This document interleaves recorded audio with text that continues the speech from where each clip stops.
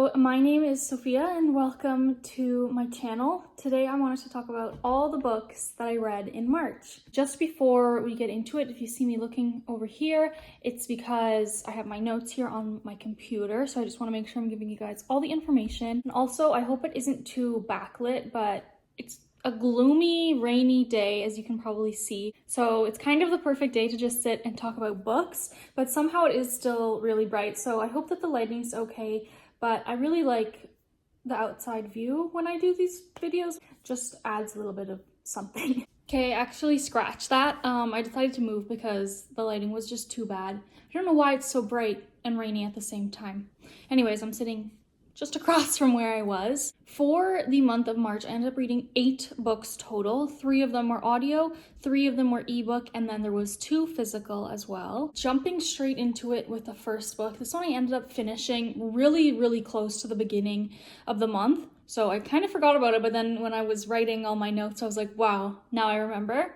This one was This Thing Between Us by Gus Moreno. This I read on ebook, and it follows our main character, Tiago, I believe it's how it's pronounced, and also his wife, Vero. And they are living in this haunted sort of apartment, like just weird stuff keeps happening. And they also have this Google or Alexa style machine. I don't want to say it, I don't want to trigger any of them to wake up.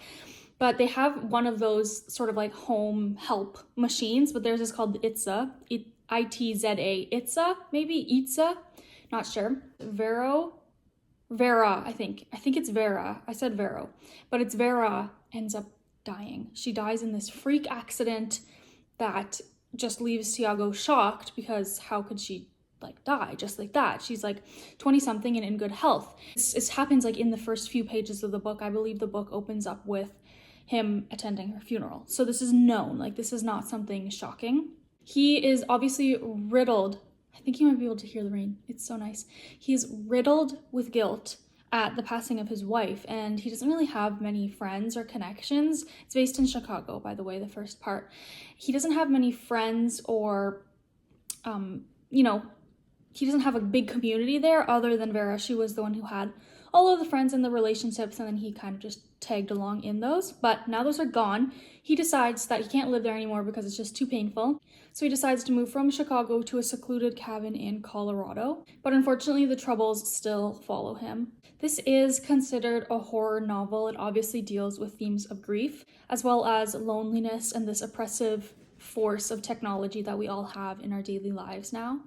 For me, the first half of this book was so good, and then it just wasn't anymore. Like the first half I really enjoyed. It was the perfect kind of horror book where like the suspense is building and you don't know what's going to happen next or how we're going to solve this.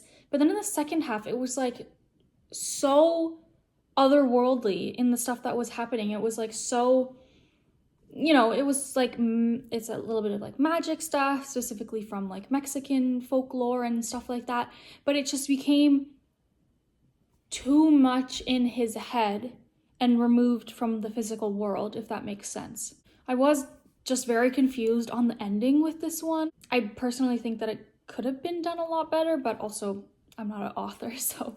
And I will just say that there is a content warning for abuse or maybe violence towards a dog, and it was really hard for me to read. It was really gruesome. That scene in particular was really well written, I thought, but I was like cringing reading it. The dog, it has some issues. It's not like an unwarranted attack, but it was really rough. And a lot of other aspects in this book like had me like cringing. Like, so it was a good horror book, but it's just the ending, like just what happened. Like, I feel like, I don't know, like just the last quarter really fell off from the original plot. And I just think, yeah, just as I said, it was so removed, if that makes sense. But I still really thought that the beginning was interesting. And if you're looking for like a horror novel that's a bit different, like it certainly was original, I'll give it that. It was not like anything else I've read, but I also don't read that much horror, but I liked it. So I would say give it a shot and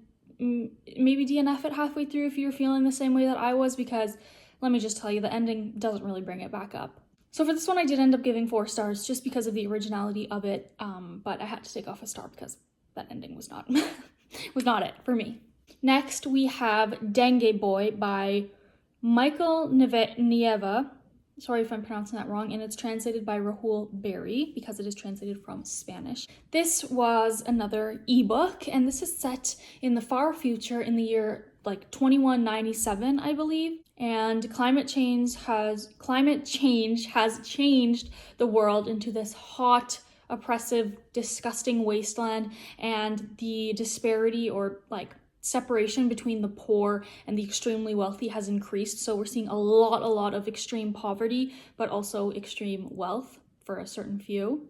And there's also a new deadly disease popping up every hour, it seems, as well as corporations who are profiting off of these new diseases. It specifically takes place in a region called La Pampa, a city called Victoria in La Pampa, Argentina, which I'm not too sure if it's a real place.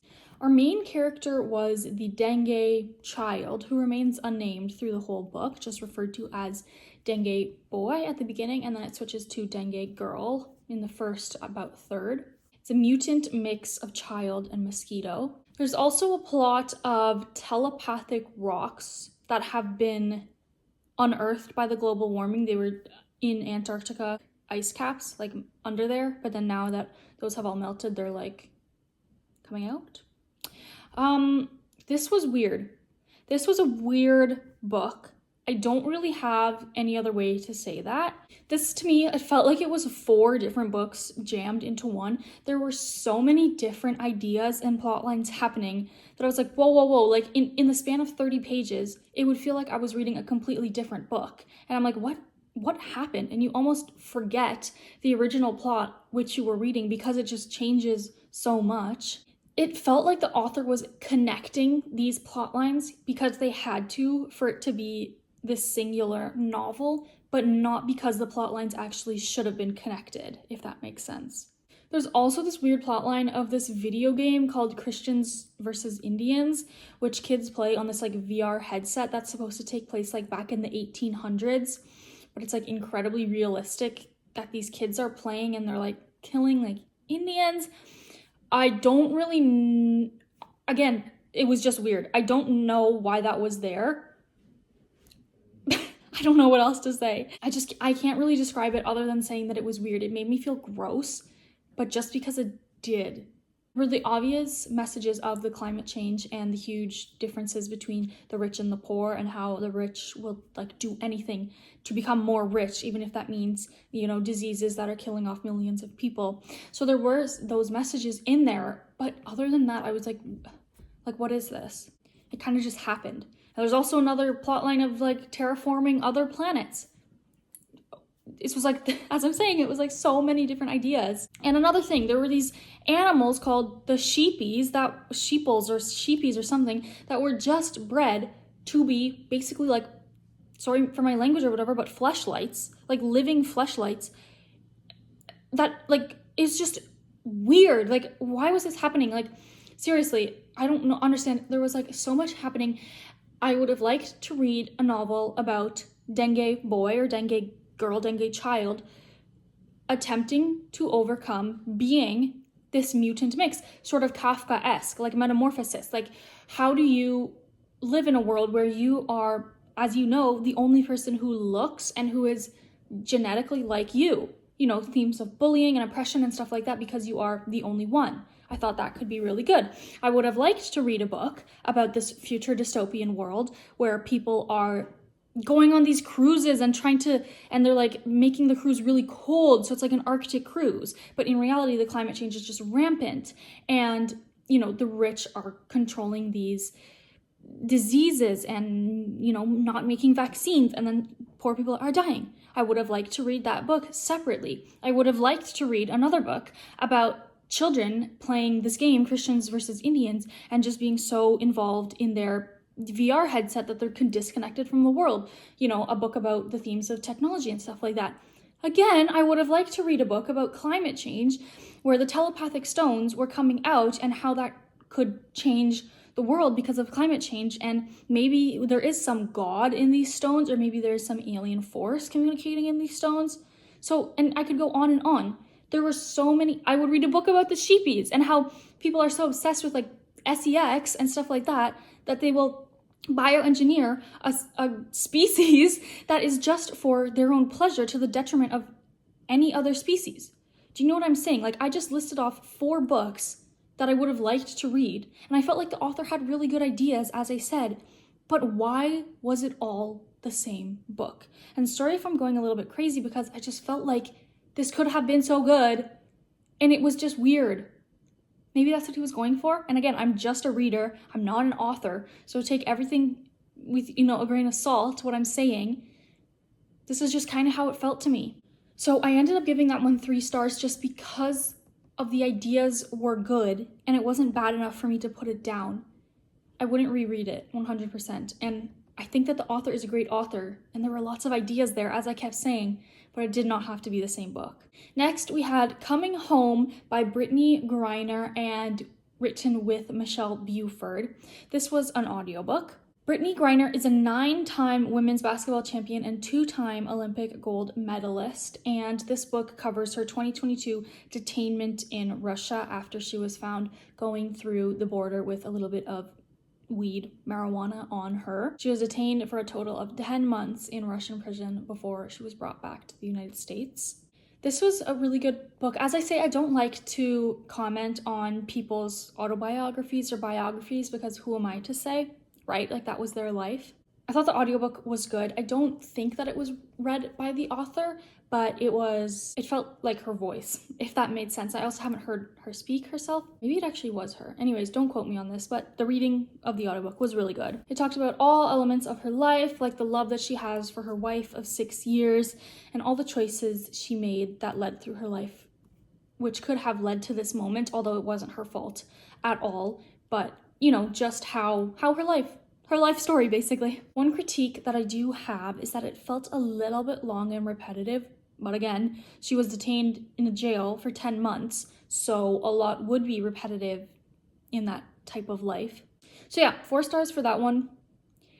It's not my place to say if it was good or not, is how I feel about those types of books. Okay, really getting into the goodness now. We had Sunrise on the Reaping by Suzanne Collins, and I'll just say it off the bat, this was a 5-star for me. I did post a vlog on that, like a full vlog on my channel, which did quite well. So if you're interested in that, go check it out. I did a reading vlog and a full review at the end of the book as well. This was a physical book. I went out and bought it as shown in my vlog the day it came out or the day after it came out, but one of those. This is part of the Hunger Games series, of course, which follows Haymitch's Games, which was the 50th games and the second quarter quell. And in his games, they take twice as many tributes from each district. So there's 2 girls and 2 boys from each district. So instead of having 24, they have 48. This was so good. I don't want to say too much without giving it away. Of course, I did post like some in that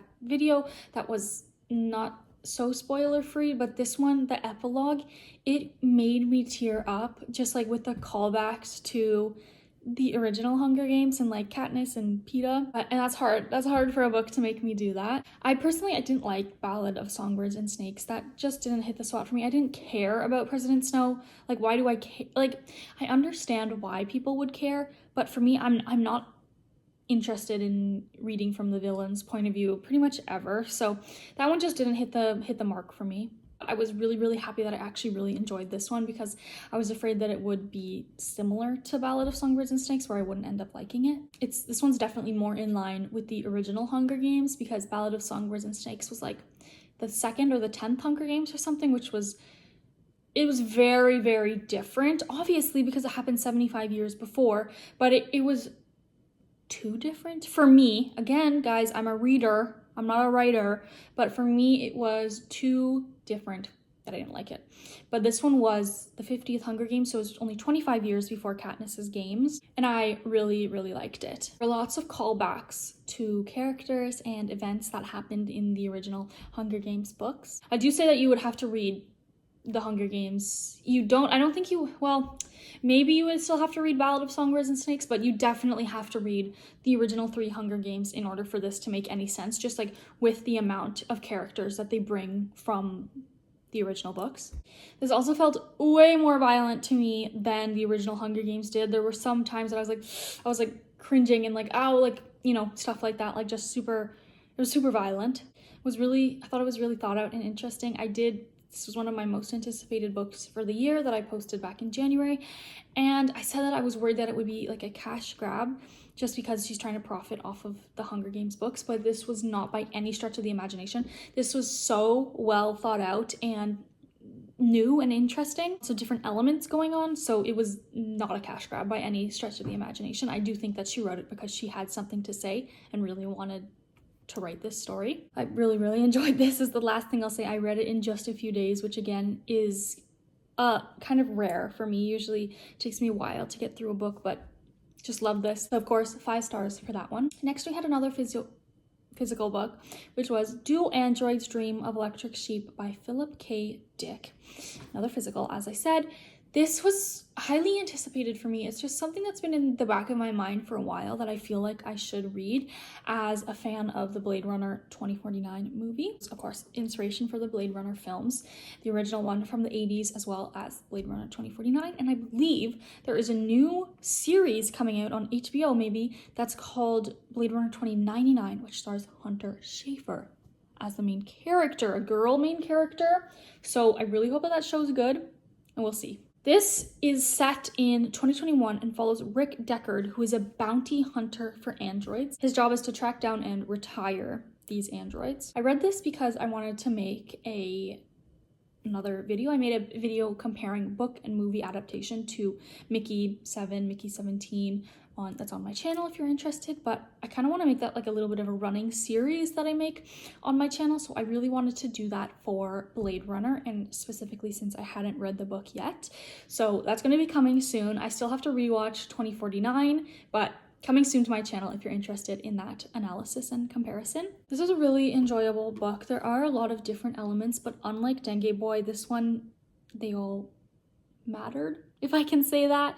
They all made sense, that they went along together. Like some of the elements are like, what does it mean to be human? If there was a robot who was created by humans and can feel all emotions and feelings, like does it deserve to die just because of where it came from? Or do they also have the right to live?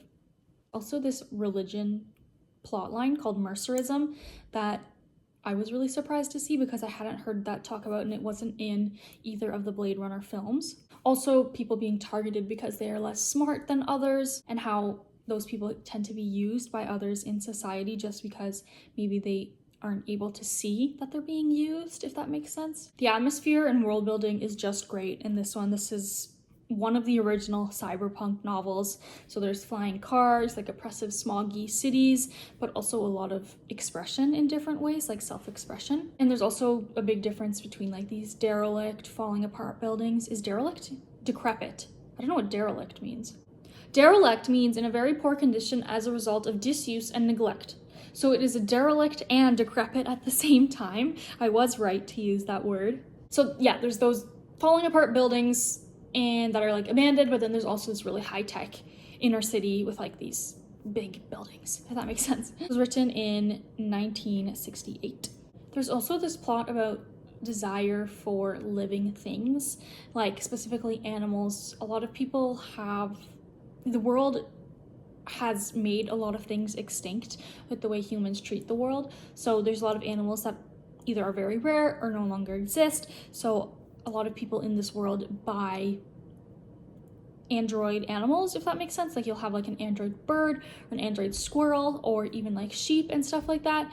But that's where the title comes from, Do Androids Dream of Electric Sheep, which is such a cool title. It's so original, I just love it. But our main character, Rick Deckard, he just really wants a living animal that he can take care of.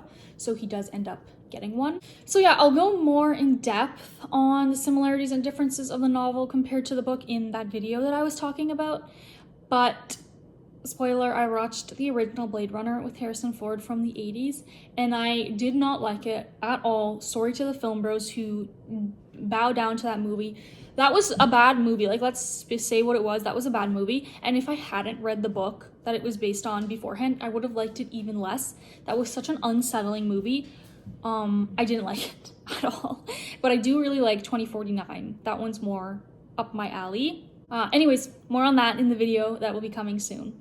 Next, we had Small Things Like These by Claire Keegan, which was an audiobook. This is a very, very short audiobook. It's like, I think, under 2 hours.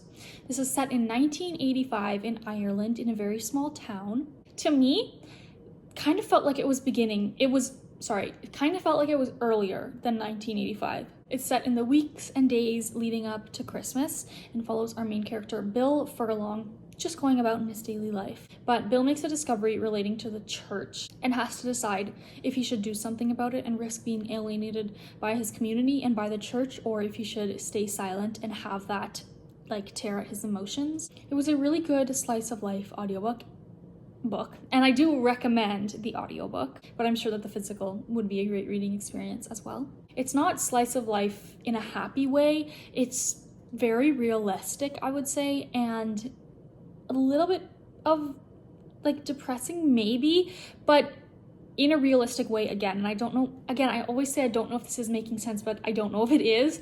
Like it wasn't glamorizing anything. It was just, he goes to work, he works a lot to supply for and care for his family. Then he gets home and he's really tired, so he just tends to sleep.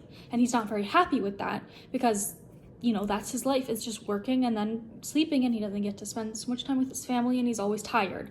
So it wasn't happy, but it was depressing in a very realistic way, and not just like sad and depressing to be sad and depressing. They have many struggles in their family and in the town, which was common for Ireland around this time. Okay, second last book coming up, we had Abortion by Jessica Valenti. Oh, sorry, and I ended up giving Small Things Like These 4 stars, and I don't think I said I gave Do Androids Dream of Electric Sheep 5 stars. I really, really liked that one. So now, going down back to Abortion by Jessica Valenti.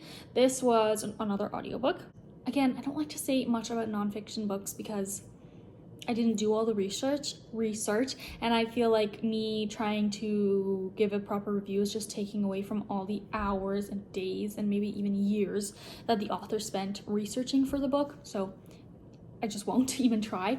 But it's following what it says, basically abortion, like it goes through the history of abortion and are like kind of dispelling certain myths that we have heard in the news about abortion. It was very well researched, very well written.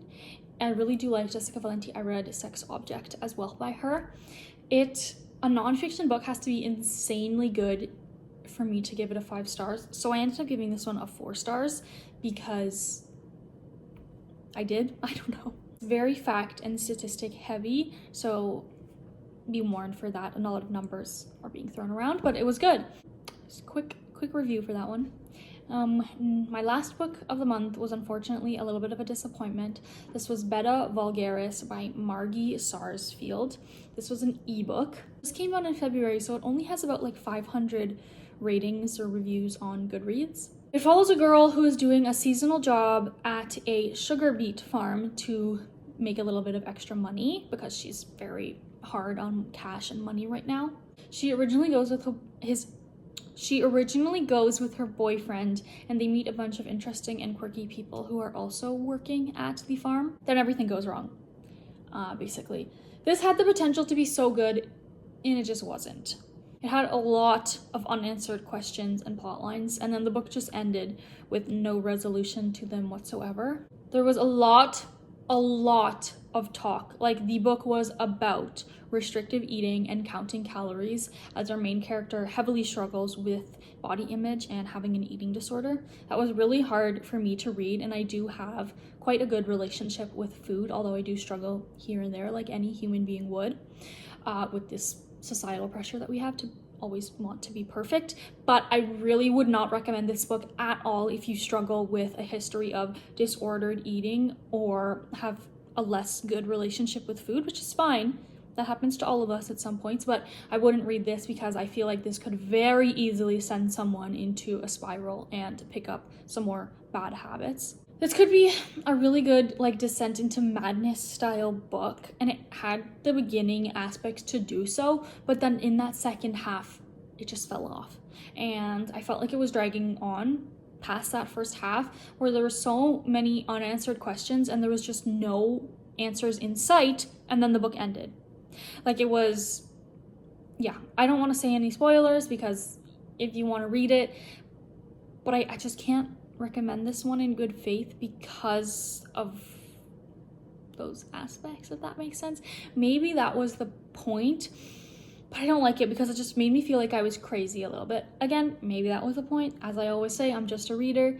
But yeah, this one I didn't like, and I was really, really looking forward to it, which is unfortunate, but that happens sometimes. So that one I ended up giving only 3 stars. And you may say that my review sounds like that should be like a 1 star or a 2 star. I feel really horrible giving those ratings. So for me, 3 stars is like, I didn't enjoy that. 2 stars is like, wow, that was a horrible book. This one wasn't a horrible book, but I was like, oh, okay, why did I just read that? 3 stars for me is just okay. I read it and it kept me a little bit entertained, but it was a bit of a waste of my time. So I'm a pretty free rater, like I rate pretty highly on average, but yeah, that one, not good for me. So guys, those are all of the books that I read in March. I almost said April. It is April now. I really thought that March was going to be a lower reading month for me just because I had so much going on with school and schoolwork that I had to do. But April, I do have all of my final exams, but I am done my classes now. So I feel like at the beginning of every month, I think that I'm not going to read that many books, and then I just end up reading a lot of books. But I'm hoping to get into some physical books. I don't have really many in my Libby right now, my library online ebook place. So I'm really hoping to read some physical books because I do just want to spend less time staring at screens. Anyways, enough of me talking. I'm sure you've heard enough, but that was everything I read in March, and I'll see you next month for April. But yeah, thank you so much for watching and for being here, and I'll see you next time.